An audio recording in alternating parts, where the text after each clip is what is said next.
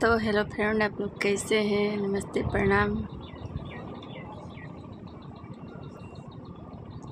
मेरा घर है सिवान। तो आवे वाला समय में वोट आवता, तो एमे नाम रही लोग के बताओ तनी। हम पहले चल रहा लमटेन छाप त कमल छाप, सुन ले हो हम लोग, लेकिन अब चली ससुर चोदनी छाप, भसुर चोदनी छाप। वालों के सुने के मिली काहे कि घरी ससुर चोदनी भसुर चोदनी ज़्यादा भइल बड़ी सा।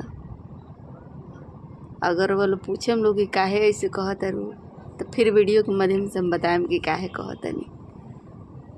काहे कि घरी ससुर चोदनी भसुर चोदनी सन के इहे काम हो गइल बा। पता ना कौन सवाद भातरा में नइखे कि ससुरे में मिलता, भसुरे में मिलता।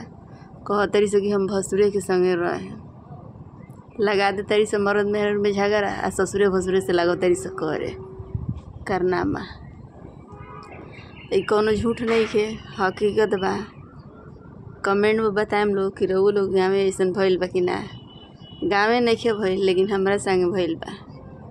काहे कि एगो ससुर चोदनी बिया जौन लागेले पतो, आ ससुरे के संगे रहतिया।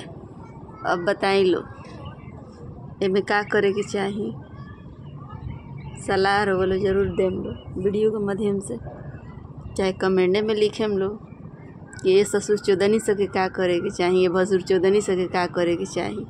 एगो देवर से करेली सब तो ठीक रहेला कि चलो देवरे के संग करत है तो कौनो बात नहीं खे हैं, देवरे के बाल बच्चा परिवार नहीं खे। लेकिन ससुर के संगे कौन रहे की तरीका ये सीख ले बड़ी से। रउआ लोग के गाँव में, रउआ लोग के घर परिवार में ऐसा भइल हो तो हमरा के बताएम लोग कि का करे के चाही, का कइले होख हम लोग ये ससुर चोदनी सके भसुर चोदनी सन के दूसरा के जिंदगी खराब करो तरी सन।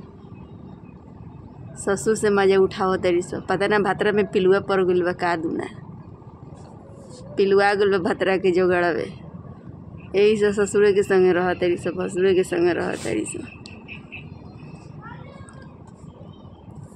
तो ये वीडियो देखने वाला दर्शक को मैं नहीं कह रही हूँ, ये कहतनी बताया तनी आप लोग से जरा संगे भइल बा ओकरा कहतनी। रउआ लोग नहीं कर तो वीडियो को ढेर सारा शेयर करम लो, लाइक करम लो, चैनल के सब्सक्राइब करम लो।